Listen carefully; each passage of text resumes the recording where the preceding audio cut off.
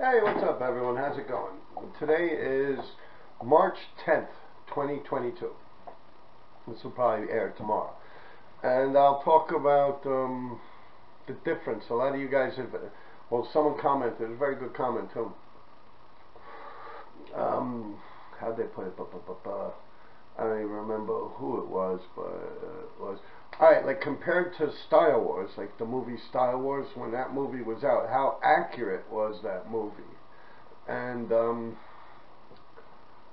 how was the scene after that, towards the end and all? Alright, I could get into that. Yeah, that shit was pretty accurate, man. I mean, those were the dudes that were doing it. There's so many other people that weren't in the movie, of course. It was,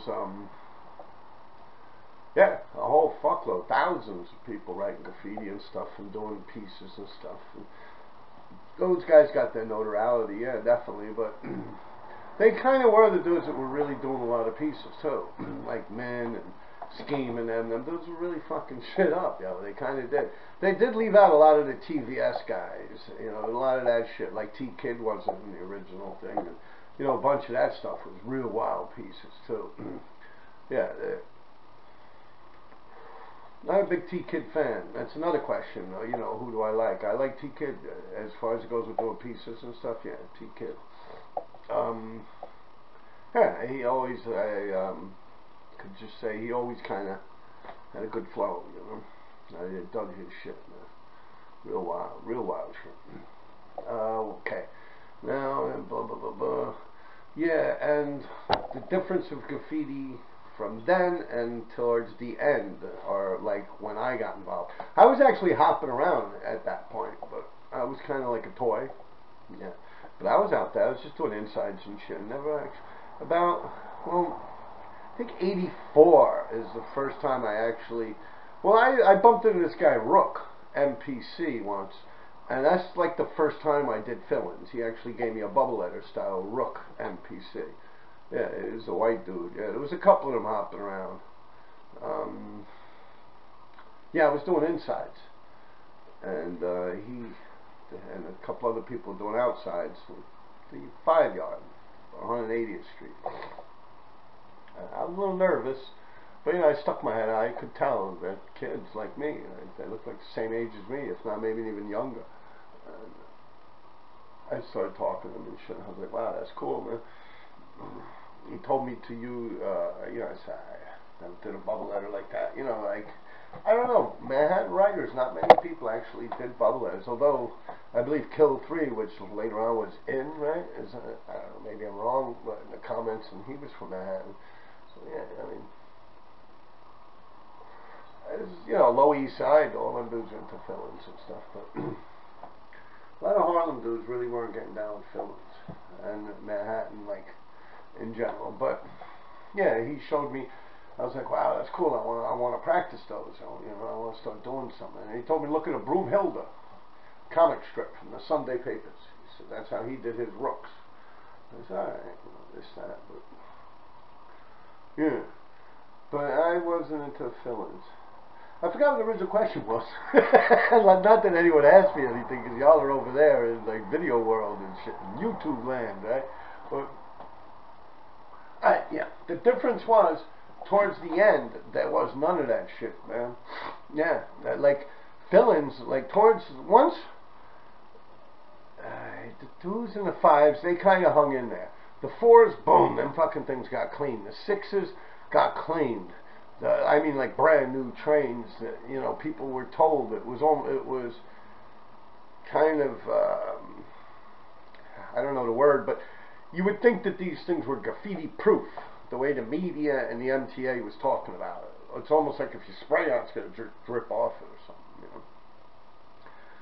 And then, yeah, so many people, once that shit started happening and they started chopping up shit and putting brand new fucking trains on the line, all those dudes, a lot of them dudes that were running around just doing fill-ins and just doing tags on the inside, which was what I loved doing, the tags on the inside, all them people just stopped because you no longer have that ability. You know, it's like, it's worthless, it's useless. It honestly is at that point. Like the last 2 years or something, when Like already the 3s, the 1s, everything is fucking clean, and you only got like 2 or 3 shitty lines, or like, you know, like BMT lines or something like that are still running. There's no real reason to run around doing tags. What are you gonna king? Like, you know what I mean? What are you taking over? Like, the same with bubble letters and fill-ins. And honestly, at that point, it was all about pieces and whole cars. Really just whole cars. Like, I've seen people go in there and do pieces, and we would just come by and be like, man, fuck that under the windows bullshit. Do the whole car, they won't even notice it. You know, like, how are they going to remember? Or, unless their buddy did a whole car or something like that right next to them. They're like, hey, I remember, you know. But at that point, it was worthless, man. It was really just like, yo, why bother, you know? Running around just doing tags and tags and tags, or running around just doing bubble letters and fill-ins. It was honestly stupid to do that. Yeah, at that point. I mean, don't get me wrong, I'd have a little leftover paint and shit, you know. When I'm there with them, you know, I'll be doing some filling or something, or top to bottom and shit, and then I'll run out and do 10 sets, you know, 10 cars or something like that, just, you know. But yeah, it's not like anyone, you know, yeah, long gone the days at that point.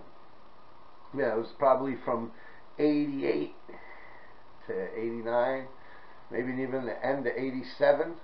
Yeah. Like I said, I remember going down to Tishman, and it was one of the new trains. Like, I was, oh, maybe the other tube. I was like, ah, like, you know, I'd go from one tube, and I'd look in there, and I'd be like, ah, shit, they got that new train here. Ah, fuck.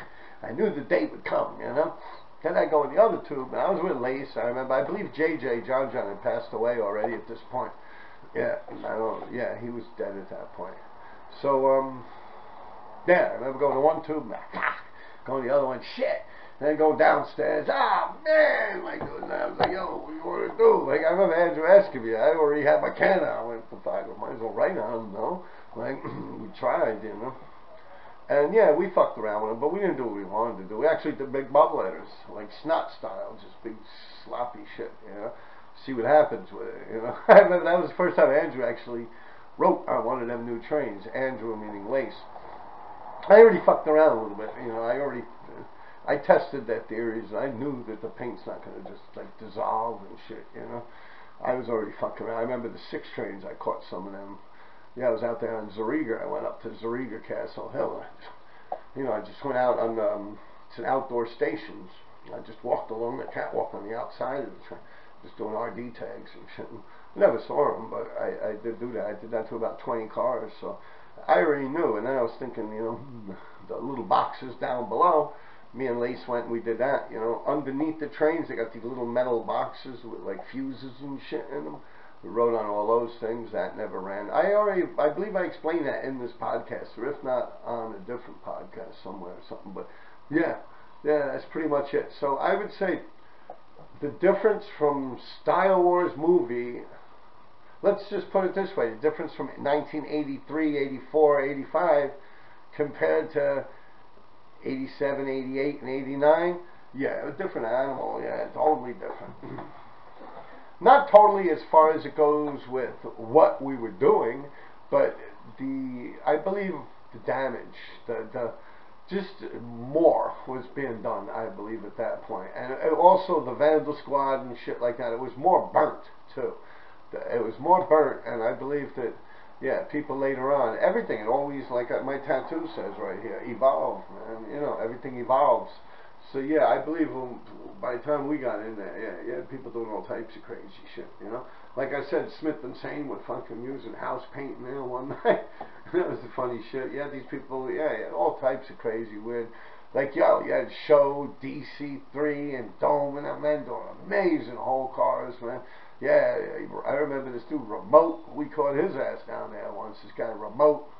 Yeah, he was doing a lot, just all whole cars. It was just all whole cars at that point. It's like people were really pulling out their list of like on my things to do list, you know. They were really going for it. Yeah, it was a bitter end. That's what it was. I personally didn't like the new trains. I fucked around with them, but I really never did nothing pretty that I gave a fuck about.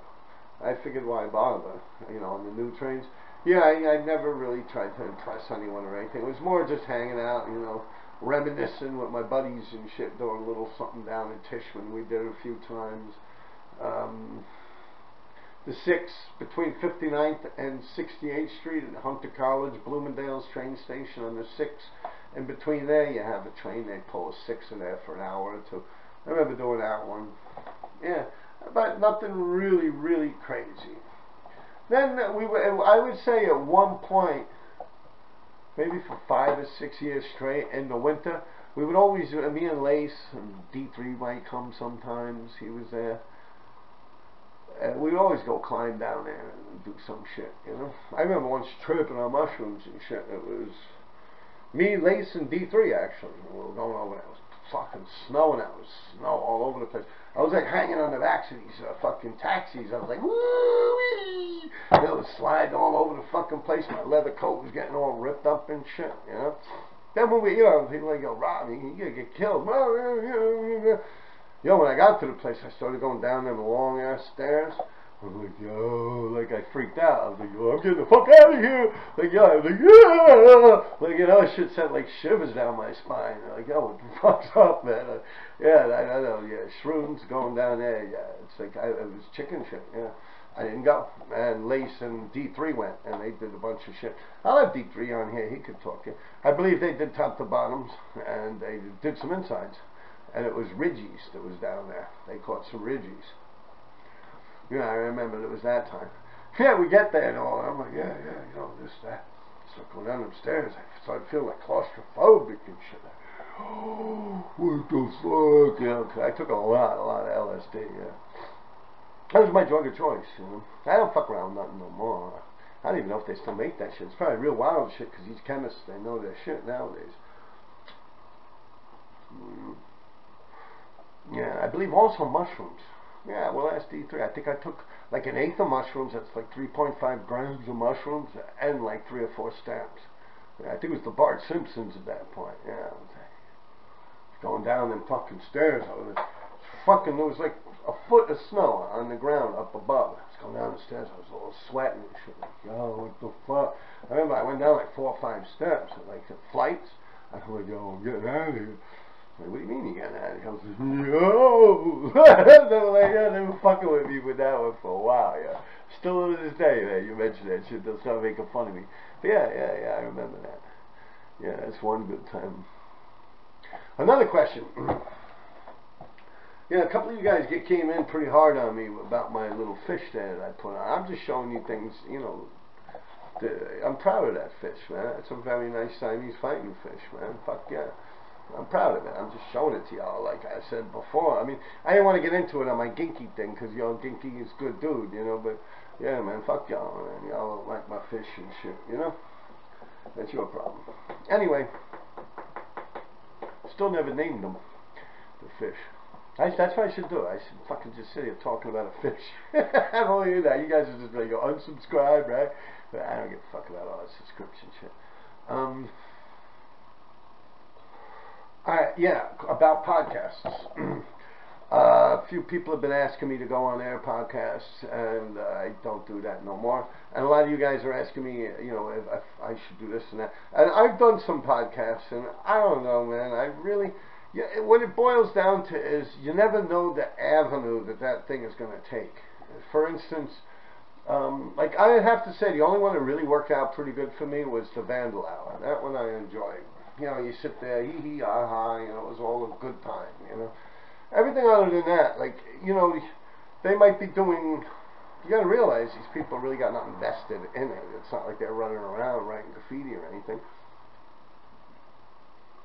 But what it boils down to is, like, say I do something today, or just like views in life or something, all of a sudden, they start doing some shit that, like, I might, like, then I go, what? Like, yo, my shit's all over that. Like, you know, like pedophilia. So, I mean, of course, that's illegal and shit, but you never know, like, where it goes. And even, like, religious or political beliefs, you know what I'm saying? They might go on a rant against some president or another president or something like that. And I'm like, you know, all of a sudden I get thrown in that basket. So, yeah, that's another reason I don't fuck with other people's podcasts. Plus, I noticed, too, that, like, it's graffiti, and there's only so many people out there, you know, and it winds up getting, like, it gets watered down. Like at first, you know, you get some good people out there, you get some good things going, and it's all good. But then after that, you kind of wind up having to scrape the barrel, and it just, yeah. And there might be people that you're like, oh man, that dude sucks. Like, oh, that dude's so toy, or you're gonna have him on your Catholic, you know? Yeah. So I don't fuck with other people's podcasts like that, man. But I do watch them. You know, I've been snooping around lately. I've been looking at other graffiti podcasts, actually, to try and get an idea of, you know, maybe I could talk shit about someone or something, you know. Oh, no, that's not how it happened, you know. But, yeah, no, I got my eye on shit out there. Yeah, definitely. And as far as it goes with this Joey Diaz and Rogan, Joe Rogan, Joey Diaz, I don't really watch that religiously either. But like the way that's come about was my son is into martial arts, mixed martial arts. He was into Taekwondo from a very young age, and UFC. And so Joe Rogan, this, that. My son would watch it in there. I remember sitting down, looking at it, just passing through in his room or something like that, and then, wow, you know, this, that. And then there'll be an interesting guest on, like Ted Nugent or something. I'm like, oh shit, Ted Nugent, yo, you know. So I watch it, and through that, I figured to myself, I could do that shit. I could fucking, you know, I got all types of stories up my sleeve and shit. Let me see how this thing is and what these people are doing on this YouTube thing here, you know. So yeah, I started looking at Joe Rogan's things, and that's when I stumbled upon the part about Kinky George.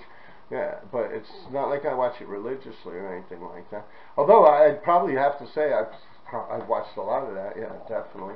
Joey Diaz, I honestly just saw him on Joe Rogan's show. I never watched his show. Who else do I watch? I like Robert Rosso, Convict Inc.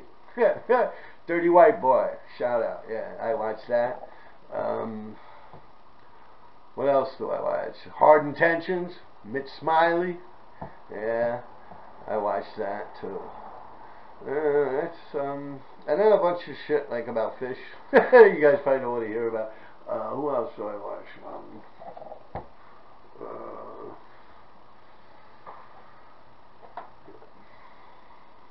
I have bicycle stuff, fixes. You know, I have a lot of hobbies. That's why it's like when I put my little fish on, it's like I wrote a lot of fucking graffiti in my life, man. Believe me, I wrote a lot of fucking graffiti, but that's not the only fucking thing I've done. Like, I have a lot of hobbies, man. I'm actually right now doing a portrait of Sonny Badger, you know, the Hells Angels, East Coast, yeah. You know, thing on his throat and stuff, yeah. Doing a portrait of that for someone, you know. I can tell you a funny story, man. This guy's asked me to do Hells Angels, you know, 81, support your local 81, Hells Angels thing, you know. Did it for the guy, and he disappeared.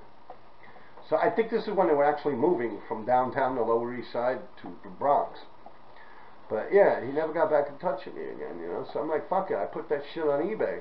It was like 3 or 4 different ones, and that shit sold.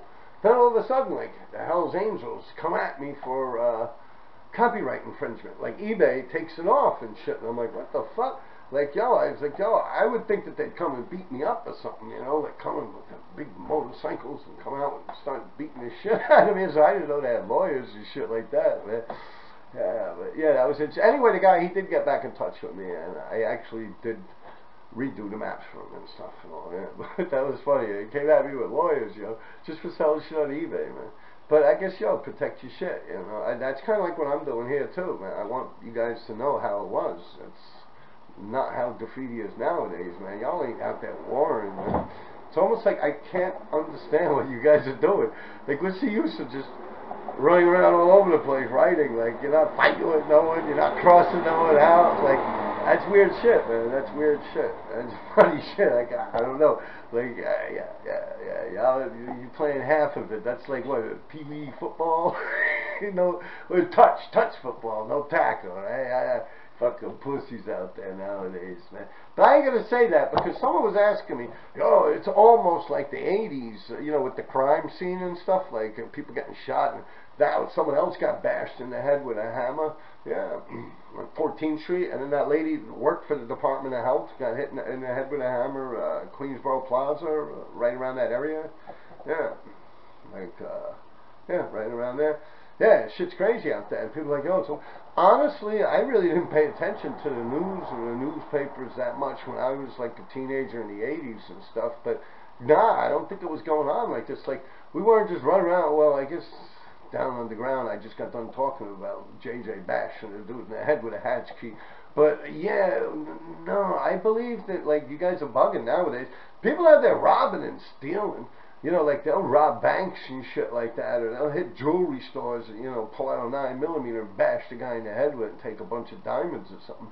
But just to, like, shoot someone, I don't know. You know, honestly, don't quote me on that, because I really wasn't reading the fucking paper like that or watching the news, really. You know, I mean, I would watch the news with my mom, but that was, yeah, late at night sometimes, yeah, and then I'd go out and stuff, but yeah, I really wouldn't be able to warn. I mean, I would remember stuff like Bernard Getz, you know, when stuff like that happened. Of course, Robert Chambers in Central Park. I mean, I actually knew Robert Chambers. Yeah, I knew him when I was like 11, 12 years old. Yeah. It's Robert Chambers too, with Jessica Levens. He murdered. Yeah. There was all types of serious crimes I heard about, but I don't remember. I do remember also the Fear City things, because my brother actually worked on 42nd Street, Times Square, and Broadway. He worked in every single one of them peep shows. Every fucking single one of them, man. People out there that know Shawnee Boy know, man. For real, yo. Him, and there's this big dude, Ralph. Big black dude, Ralphie. It's the first time I ever saw a human being wearing a fucking do-rag, man. And he had a big rope chain. Ralph. He was actually in some porno movies, but yeah, no, they were just fucking running the counters, man. You know, making sure the money flows properly. Yeah, my brother, yeah. Anyone down there knows him, man. Sean Dyer, man. Yeah, anyone remember him from down there? He was down there for years. He worked at Paradise Alley, Show World, Peepland, Peep World, all them fucking, every single one of them places, yeah. Because they're all pretty much technically like, under the table owned by the same people, so it was just different names and stuff. They changed the names too sometimes, but yeah. He was always running the registers in them places. Yeah. So yeah. Shit was crazy back then. Yeah. I don't know. I'm gonna wrap it up here, people.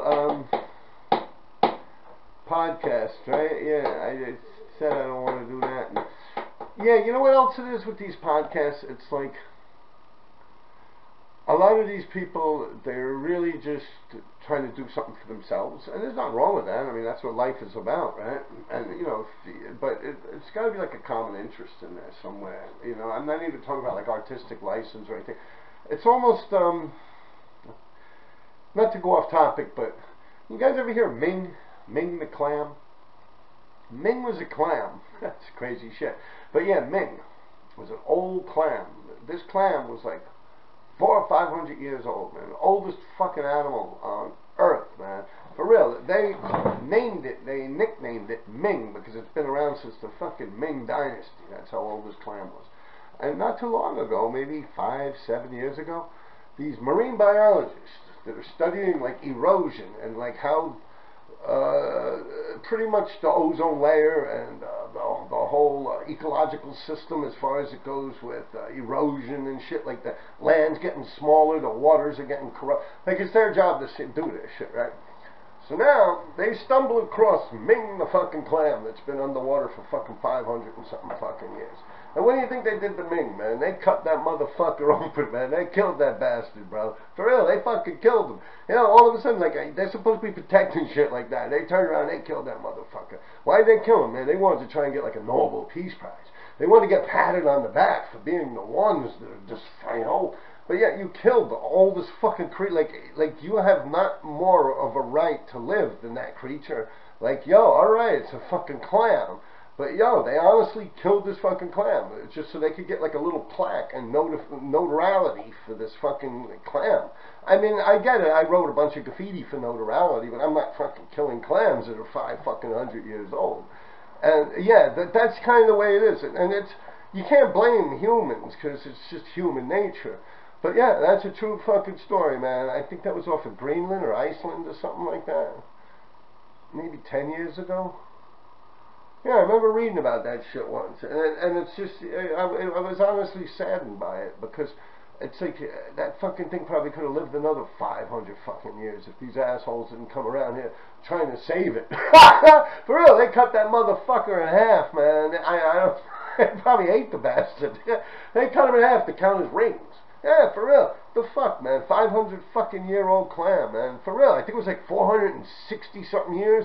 And then later, a couple of rings here. I think this thing is 600 years old. Like, the fucking thing is older than the earth itself, for Christ's sake. And these fucking people killed it for their own purposes, you know, for their own glorification and notoriety. Like, yeah, and that's kind of like what goes on with these podcasts, man. Believe me. Yeah, motherfuckers out there after you like Ming the Clam, yo, for real. Yeah, true fucking shit, man. Yo, let me go, man. I'm just, smoking my trees and shit. I really wanted to get an episode out, and I hope this is a good one for y'all. Peace.